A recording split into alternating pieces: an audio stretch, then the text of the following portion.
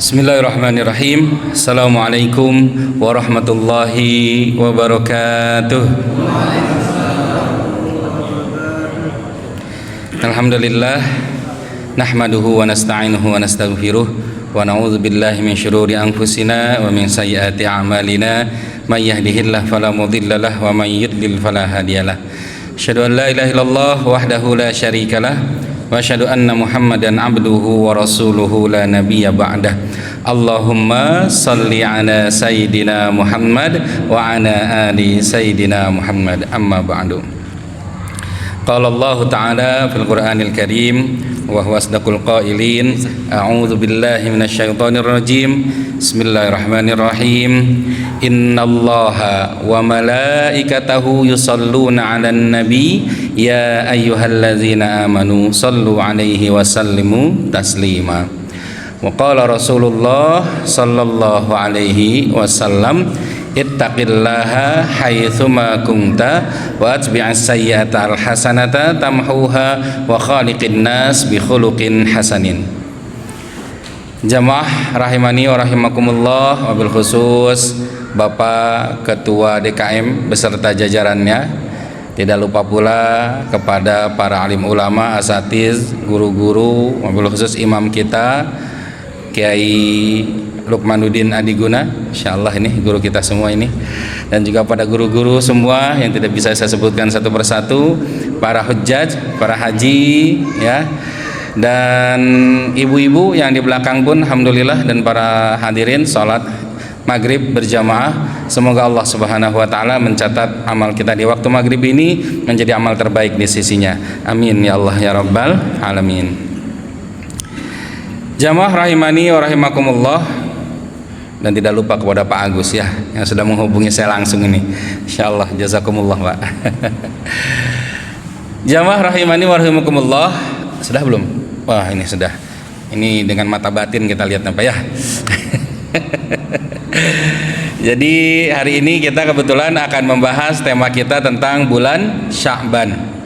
Bulan Sya'ban, sebentar lagi kita masuk di malam nisfu Sya'ban. Hari apa Ustaz malam nisfu Sya'ban tuh? Saya juga lupa ini. Ada yang ingat malam nisfu Sya'ban? Kita cek and recheck dulu ya. Kalau tidak salah bulan Februari. Ya betul, tanggal 2 ya, itu adalah malam nisfu Sya'ban, hari Senin. Malam Selasa itu malam nisfu Sya'ban. Tanggal 2 menuju tanggal 3 Februari kita akan ketemu dengan malam nisfu Sya'ban. Namun sebelum kita menuju ke malam nisfu Sya'ban, kita akan sedikit membahas tentunya tema Sya'ban itu kenapa menjadi bulan yang terlupakan. Sya'ban itu Pak, dalam bahasa Arab ini unik Pak. Sya'ban itu ada dua makna, tapi maknanya ini bertentangan, berlawanan. Sya'ban itu yang pertama artinya menyatukan, makna yang kedua adalah memecah tuh ya. Yang satu memecah, satunya menyatukan. Itu Sya'ban dalam bahasa Arab Pak. Sya'bun, shin, ain, ba, begitu ya. Kemudian bertemulah dua makna ini menjadi satu makna yang sama, yang bermakna bangsa. Bersatunya suku-suku yang berbeda menjadi satu kesatuan, dalam bahasa Arab namanya sya'bun Pak ya, bangsa, rakyat, itu sya'ab dalam bahasa Arab. Ditambahkan alif dan nun, nah begitu ya, menjadi sesuatu yang menyatu erat sekali Pak ya, yang menguatkan. Untuk apa? Nah tentunya ini berhubungan dengan bulan Ramadan. Rasulullah SAW bersabda dalam salah satu hadisnya, Rajab syahrullah, wa Sya'ban syahri, wa Ramadan syahru ummati. Rajab itu bulannya Allah, Sya'ban bulannya Nabi Muhammad sallallahu alaihi wasallam, dan Ramadan adalah bulannya umat Nabi Muhammad sallallahu alaihi wasallam. Artinya kita sekarang sedang berada di bulannya Rasul. Kenapa disebut bulannya Rasul? Nah, nanti kita akan jelaskan.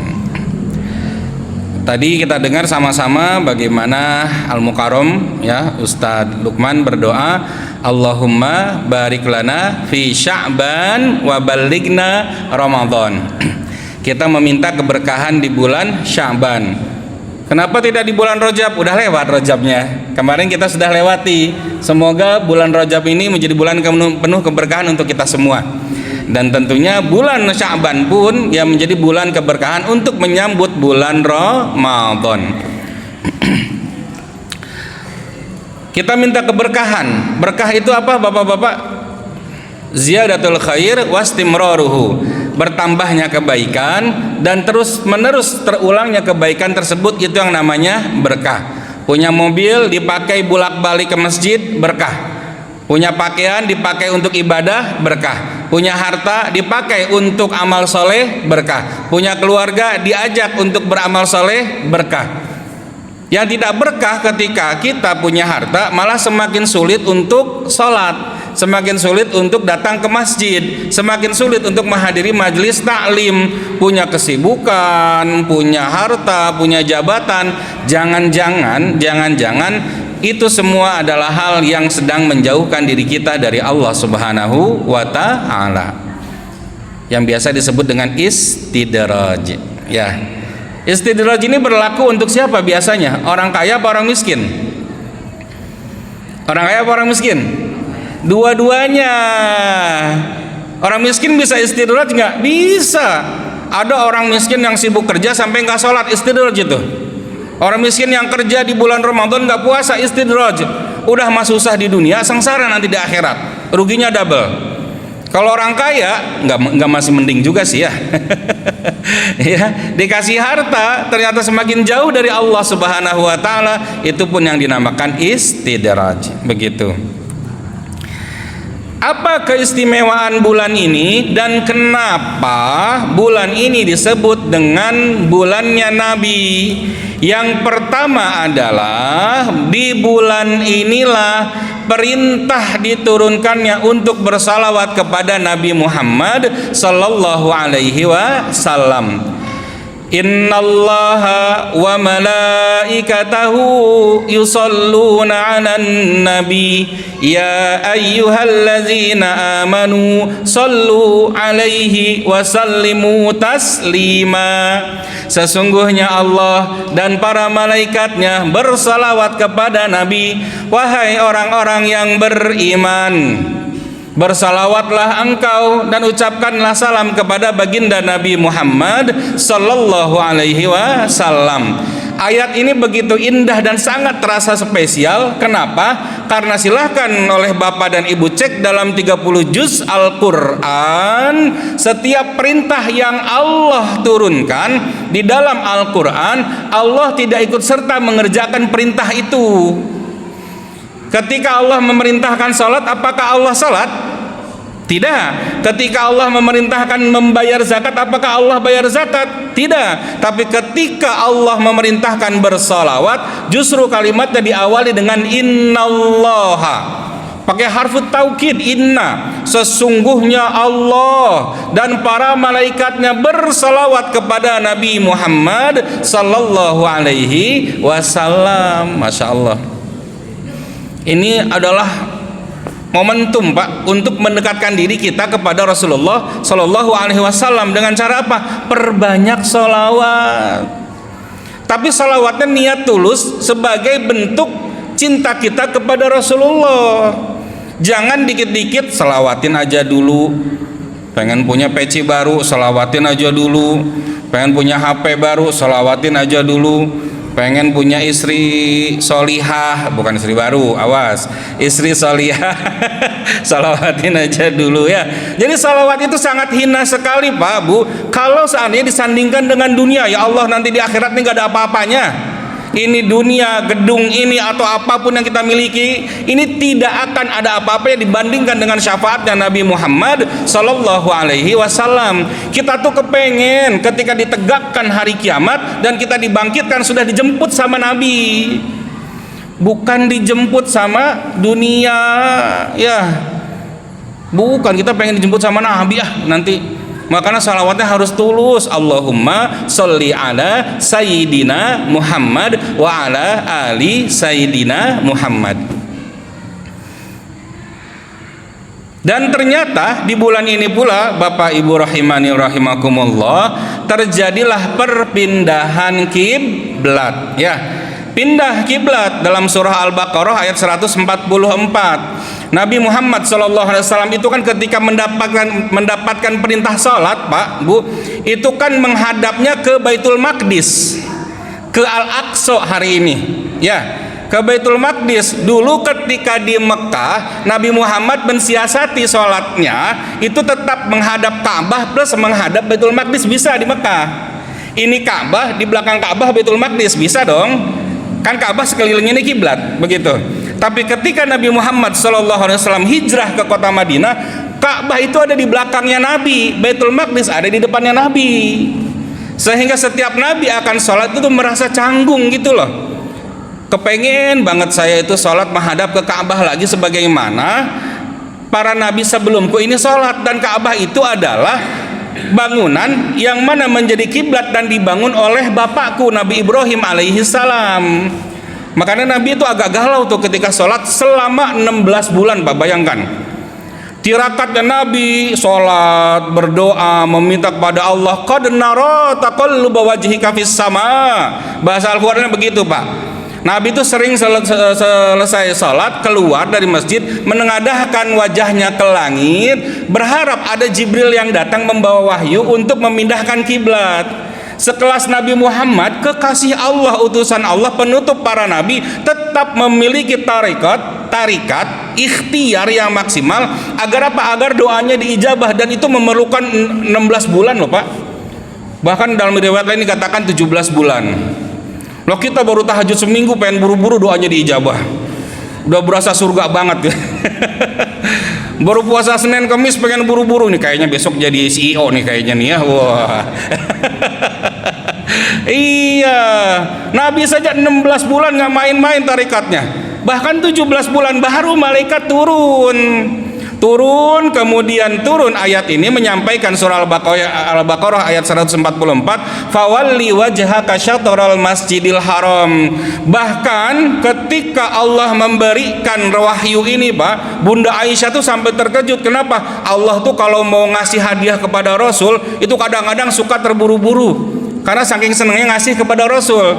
Apa maksudnya terburu-buru? Nabi masih sholat zuhur 2 rakaat disuruh pindah kiblatnya ke Masjidil Haram. Bayangkan, ini lagi sholat, Pak, kan bisa aja seharusnya didesain nunggu dulu sholat beres gitu loh. Assalamualaikum warahmatullah, assalamualaikum warahmatullah. Sebelum asar Jibril datang, Muhammad nih ada wahyu nih buat pindah kiblat. Diumumin kan enak begitu ya. Tapi ternyata Allah tuh pengen ngasih surprise kepada Rasulullah SAW, dan ternyata wahyu ini turun di mana Rasul sedang sholat 2 rakaat, yang mana awalnya Nabi di depan, pindah ke sopnya perempuan, Pak, di belakang. Jadi muter Nabi, Pak, ya. Ketika rakaat ketiga itu, Pak, muter pindah ke Masjidil Haram dengan penuh kebahagiaan, Pak. Sangat bahagia sekali Nabi mendapatkan wahyu ini. Pindah ya. Orang-orang yang melihat kejadian tersebut terkejut, terutama orang Yahudi yang selama ini selalu menghina Islam, menghina Nabi. Kenapa? Islam itu adalah agama copy paste, agama yang mana suka niru-niru Yahudi. Awal mula diwajibkannya puasa adalah puasa Asyura, Pak, puasa tanggal 10 Muharram. Dan itu terjadi ketika Nabi melihat orang Yahudi berpuasa setiap tanggal 10.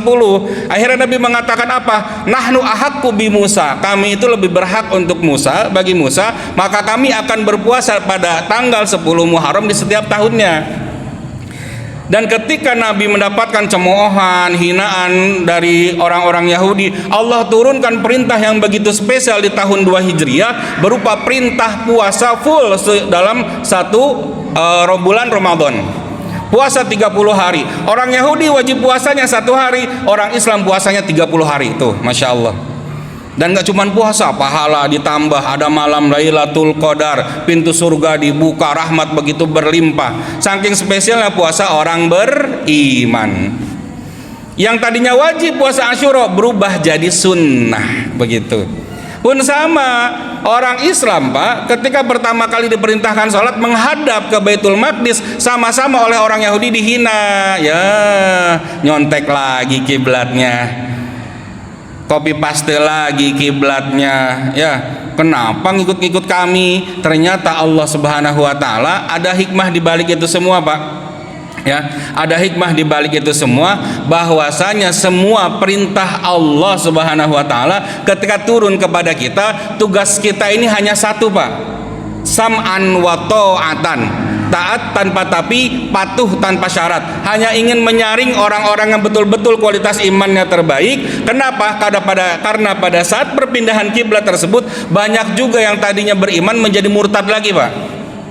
Banyak juga orang-orang yang fasik munafik muncul, dan akhirnya betul-betul terlihat setelah kejadian perpindahan kiblat dari Baitul Maqdis menuju ke Masjidil Haram. Begitu. Bahkan sampai ada orang pada saat itu, orang Yahudi bertanya dengan logika, Pak. Kamu ini pindah kiblat. Nanti tolong dijawab sama Bapak nih, Pak ya. Kamu ini kan pindah kiblat hari ini. Kalau memang pindah kiblat dan kiblat yang sekarang benar, berarti sholat kamu selama 16 bulan itu adalah sholat yang salah, sholat yang keliru, berarti agama kamu keliru. Tapi kalau memang Baitul Maqdis itu benar, maka yang hari ini perpindahan kiblat akan lebih keliru lagi. Gimana jawabnya, Pak? Ini orang-orang Yahudi biasa begini nih, ya, orang-orang non muslim, supaya apa? Supaya merusak keimanan kita, Pak, keyakinan kita. Orang-orang yang mendengar pertanyaan seperti itu, para sahabat Ansor, para sahabat Muhajirin yang hatinya sudah hangat dengan iman, maka dijawab dengan penuh keimanan, kullum min indi rabbina. Semua yang ada di atas muka bumi ini adalah aturannya Allah Subhanahu wa ta'ala. Maka tugas kami hanyalah sami'na wa ata'na. Begitu saja, Pak, ya. Kalau kita logikakan semua amalan-amalan yang kita kerjakan hari ini, berat, Pak. Akal kita kadang-kadang nggak nyampe, Pak. Coba Bapak mohon maaf, mohon izin, kalau buang angin kan batal wudunya ya. Yang dibasuh apa? Muka. Kenapa nggak pantatnya, Pak? Ya, itu kan nggak masuk akal, betul tidak? Kemudian ketika mengusap sepatu, Pak, wudu itu kan boleh mengusap sepatu. Yang paling kotor bagian atas apa bagian bawah? Bagian bawah, tapi yang dibasuh justru bagian atas. Makanya Sayyidina Ali mengatakan, seandainya agama ini sesuai dengan logikanya manusia, maka agama ini akan menjadi agama yang tidak benar, begitu. Karena ngikutin akal manusia. Padahal agama ini adalah agama yang harus disesuaikan dengan maunya Allah, begitu. Jamaah rahimani wa rahimakumullah. Jadi perpindahan kiblat ini begitu luar biasa, Pak, yang mana terjadi ketika Nabi Muhammad SAW sedang sholat berjamaah dengan para sahabat, begitu. Jadi muter, Pak, Rasul muter, sahabat yang beriman pun muter. Ada juga yang nggak muter, ada, ya. Yaitu dia orang-orang yang tersaring, Pak, ya, tereliminasi karena keimanannya tidak kuat, begitu. Kemudian, ya, ternyata bulan ini pun adalah bulan diturunkannya perintah untuk puasa Ramadan. Bulan Syaban, Pak. Ya, ya ayyuhallazina amanu kutiba alaikumusiyam. Jadi perintah bulan Ramadan turun di bulan Syaban. Persiapan tuh Nabi tuh, setelah ini Rasul langsung mempersiapkan, besok kita puasa, di bulan Ramadan kita puasa karena telah turun perintah dari Allah Subhanahu wa ta'ala. Lalu kenapa Nabi memperbanyak puasa di bulan Syaban ini, Pak? Padahal kan besok Ramadan mau banyak puasanya juga. Ternyata Nabi mengatakan, zaka syahrun yakfulun nas anhu baina Rajab wa Ramadan. Bulan Syaban itu adalah bulan yang banyak sekali manusia melalaikan di dalamnya, melalaikan ibadah di dalamnya. Kita ini mau jujur saja, Pak, biasanya lebih fokus di bulan Rajab sama Ramadan, betul nggak? Ini Syaban biasa-biasa aja nih, ya, nggak terlalu kayak gimana gitu loh. Kenapa? Karena bulan Rajab adalah bulan yang mulia, Ashhurul Hurum. Dalam surah At-Taubah ayat 36 Allah jelaskan, minha arbaatun hurum, termasuk bulan yang mulia. Bulan Ramadan jelas ya, bulan yang penuh dengan rahmat, penuh dengan ampunan, ada puasa wajib di situ. Tengah-tengahnya ini bulan Sya'ban nih. Ngapain di bulan Sya'ban teh, kan gitu ya. Ternyata di situ Nabi Muhammad SAW, dari hadis Bunda Aisyah dinyatakan bahwasanya Nabi itu sangat senang sekali berpuasa di bulan Sya'ban. Bahkan hampir saja Nabi Muhammad itu puasa sempurna selama bulan Sya'ban tuh, Masya Allah. Kenapa alasannya? Nah, ini terusan hadis yang tadi, Pak, ya. Bahwasanya huwa syahrun turfa'u fihil a'mal ila rabbil alamin.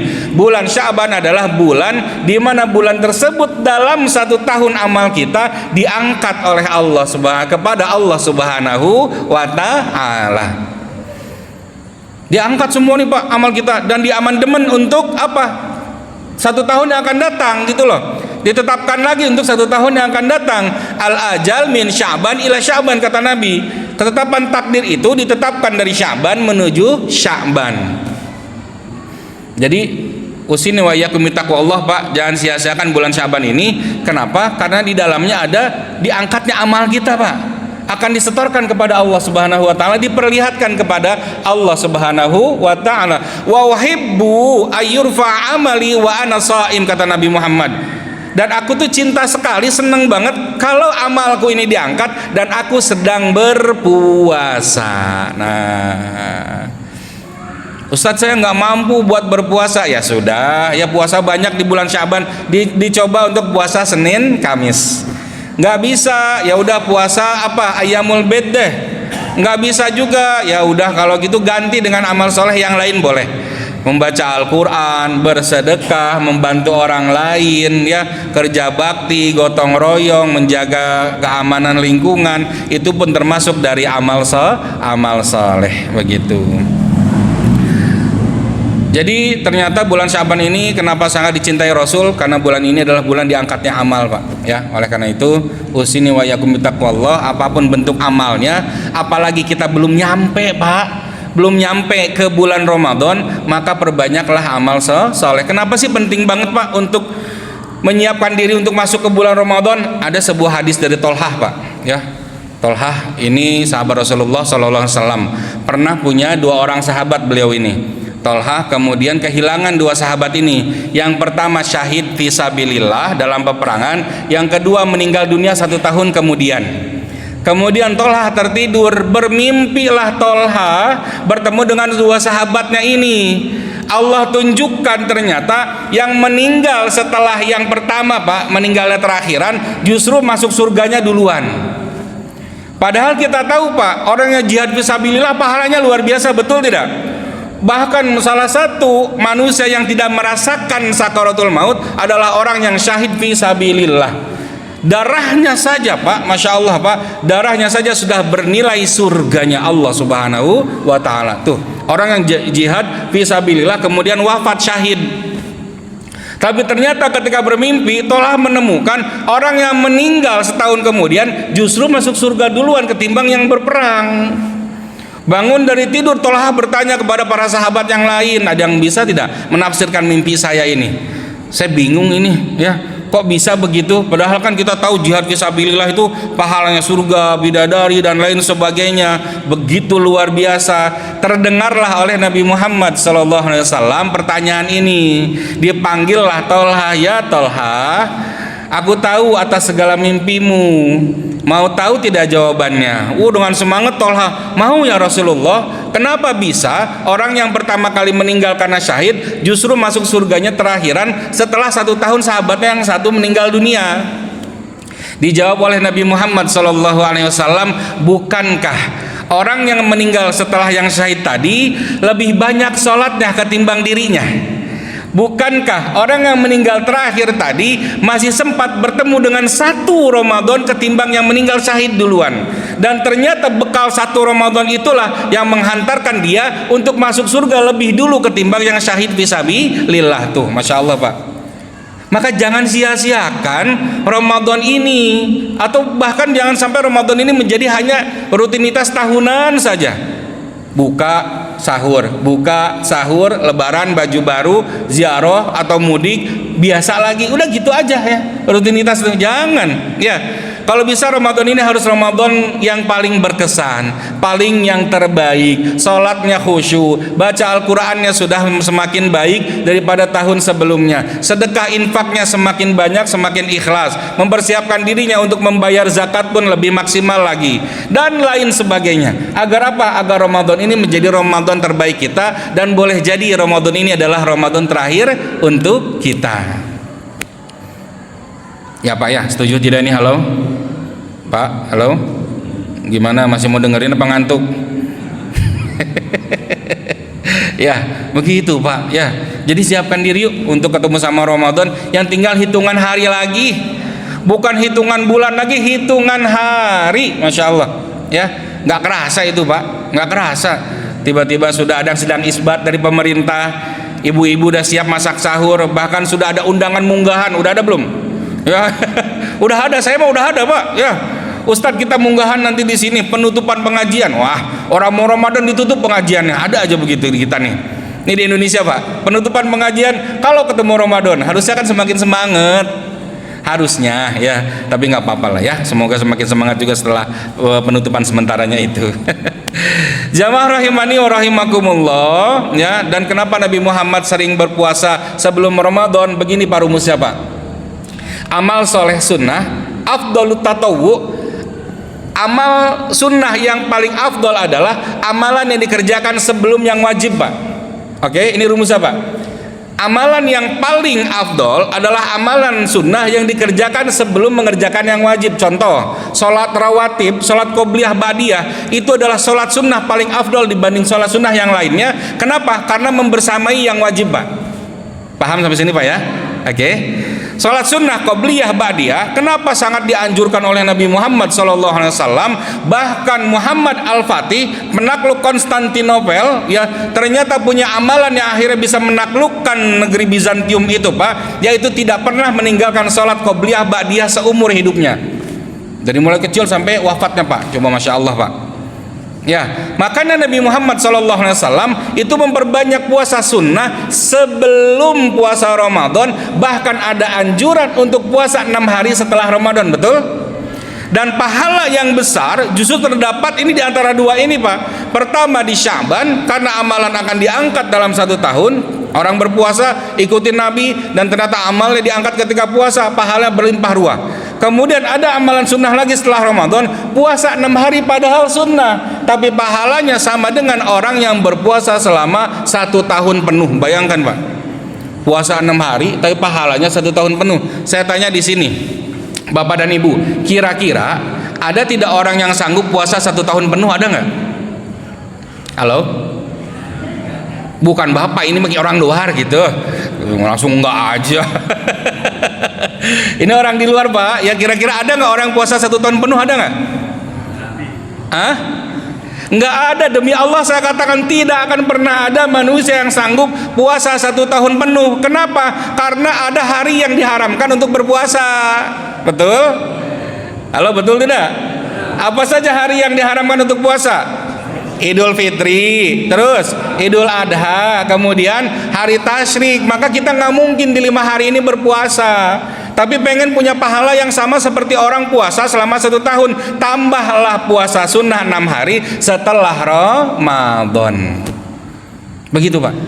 Jadi itu rumusnya, afdalut tatawwu, sebaik-baiknya amal sunnah yaitu amalan yang dikerjakan sebelum mengerjakan yang wajib. Ya. Jadi makanya ada puasa sunnah ya di Sya'ban, kemudian ada puasa sunnah di Syawal. Kemudian ternyata Pak, sudah Isya belum Pak? Aman ya? Lanjut nggak nih? Masih banyak soal ini, istimewaan bulan Sya'ban yang jarang kita ketahui nih, atau kita sudah tahu tapi suka lupa.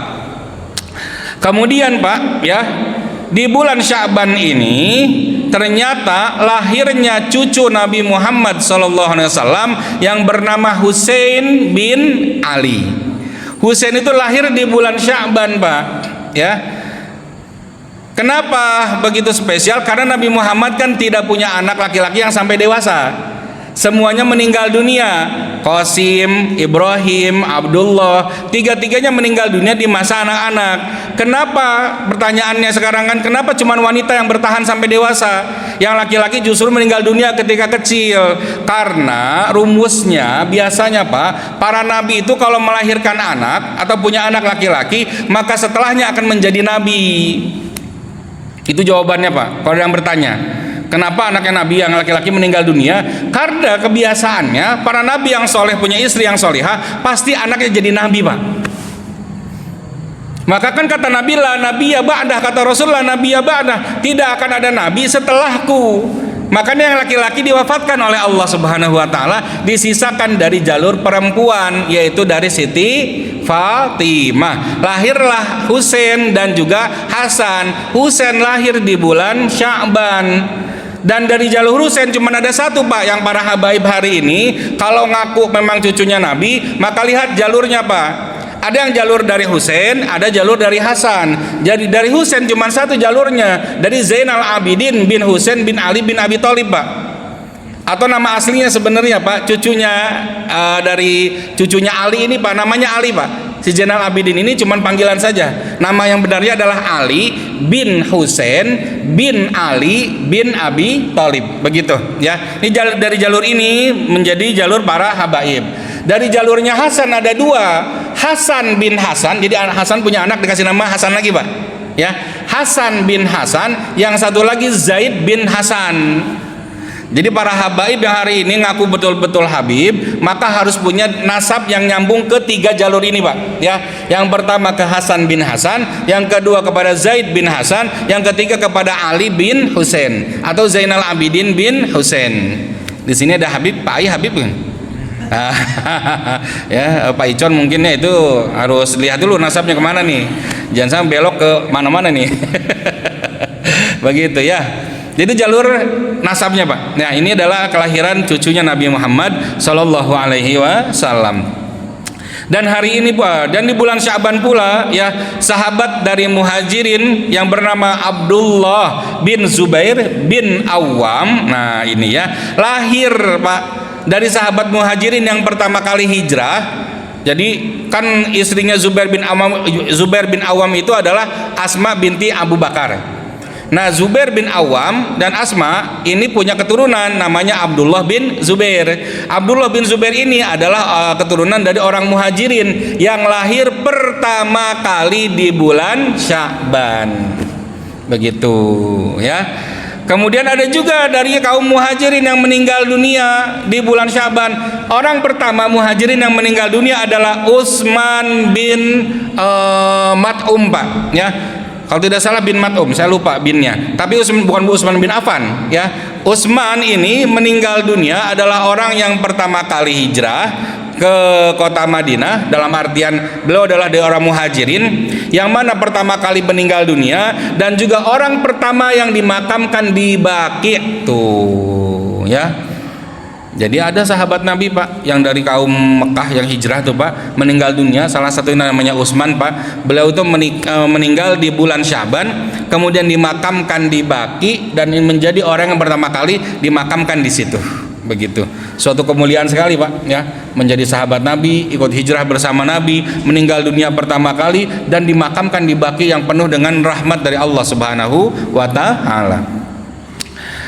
Kemudian bulan Sya'ban juga adalah bulan yang mana di dalamnya ada sebuah mukjizat yang terjadi pada tahun sebelum hijrahnya Nabi Muhammad SAW ke Madinah, yaitu ketika peristiwa Isra Mi'raj. Kemudian di bulan Sya'ban Nabi menunjukkan mukjizatnya berupa membelah bulan ya. Jadi membelah bulan Pak itu terjadi kapan? Di bulan Sya'ban tuh, Masya Allah Pak ya. Jadi bulan Sya'ban ini bulan yang sangat mulia, penuh keberkahan, menjadi training center untuk kita, tempat latihan kita untuk menyambut Ramadan yang lebih baik daripada Ramadan sebelumnya. Bohong ada orang yang tiba-tiba bertakwa di bulan Ramadan kalau sebelumnya tidak mempersiapkan diri Pak. Pasti dia mempersiapkan dirinya dulu, hatinya dibersihkan, semangatnya dikobarkan, kemudian juga tahajudnya semakin rajin, membaca Al-Qur'annya, belajar membaca Al-Qur'annya juga. Barulah ketemu Ramadan sudah siap musabaqah dengan orang-orang bertakwa, siap berlomba dengan orang-orang soleh di bulan Ramadan. Ini yang hari ini saya tanya Pak Agus, ini kan pelatih PBS ini, Pak Agus ya, ini kira-kira yang mau ikut lomba, anak yang asal nyomot di jalan atau dilatih dulu berbulan-bulan, bertahun-tahun sebelumnya Pak? Dilatih dulu Pak. Untuk ikutan sekelas bulu tangkis, sepak bola, tenis meja, voli, perlu latihan loh Pak. Catur, berenang, apapun itu semuanya perlu latihan terlebih dahulu. Sekarang kita sedang berlomba untuk masuk surga. Tiba-tiba mau main lonong aja, wah digetok sama panitia Pak.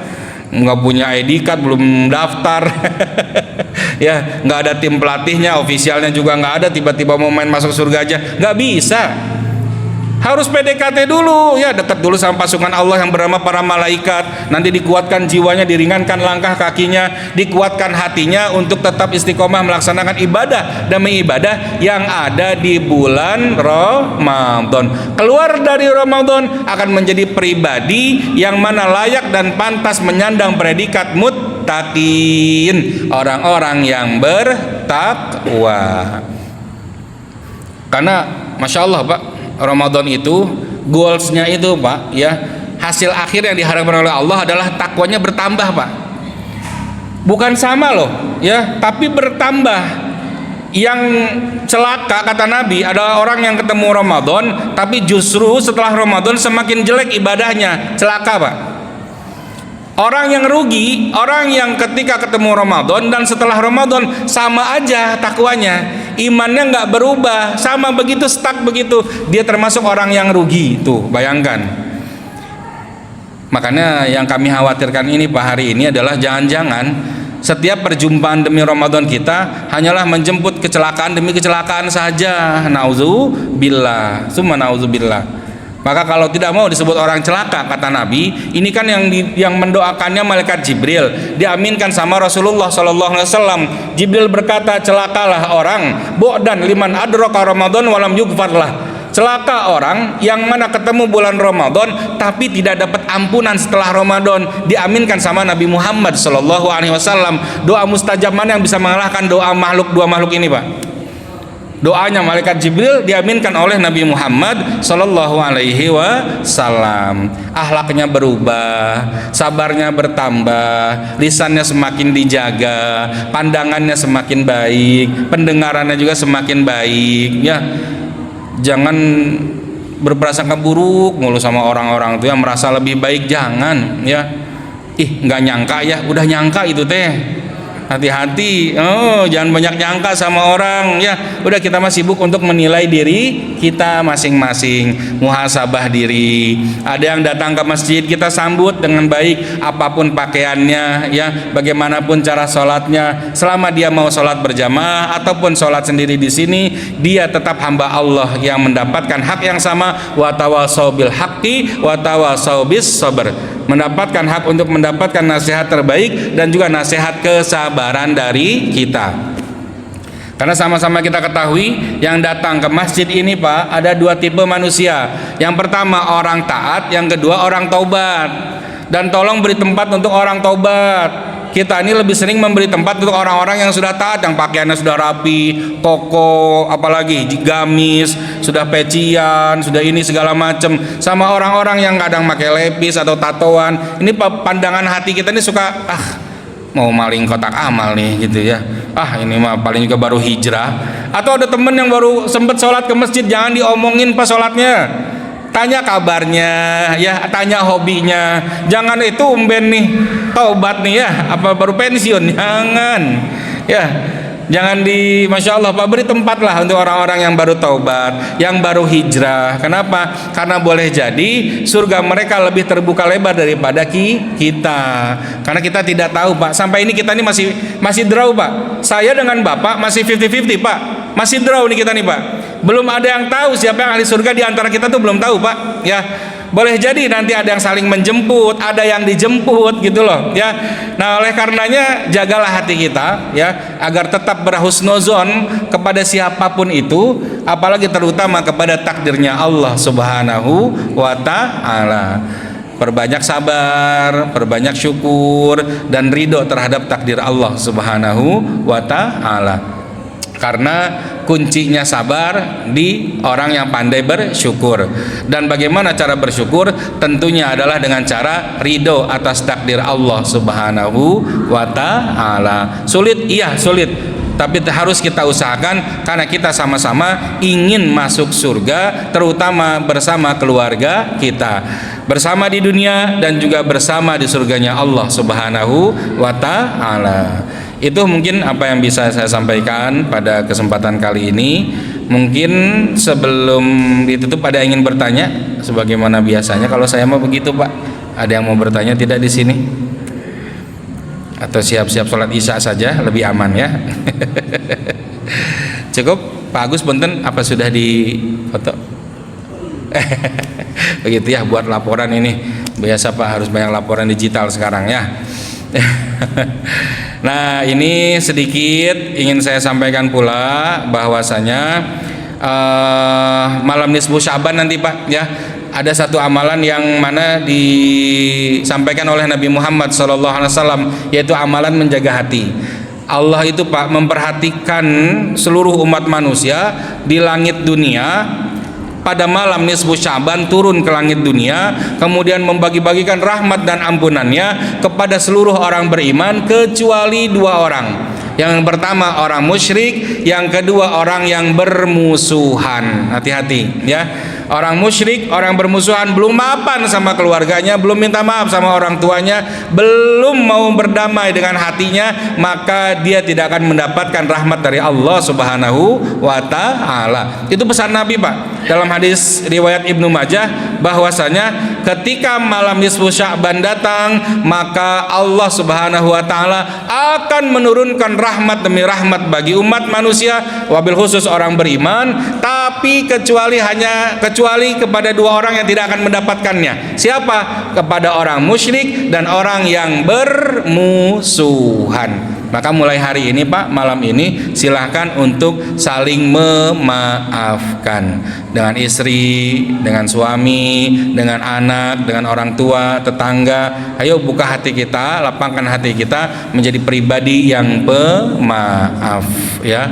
Demikian, mohon maaf atas segala kekurangan, terima kasih atas segala perhatian. Semoga Allah Subhanahu wa taala menjadikan kita pribadi-pribadi yang bertakwa setelahnya, dan tentunya diberikan berbagai macam keberkahan dalam hidup dan rahmat yang berlimpah untuk kita semua. Ala hadhihi niyyah wa ala kulli niyatin shalihah. Al-Fatihah. A'udzubillahi minasyaitonir rajim. Bismillahirrahmanirrahim.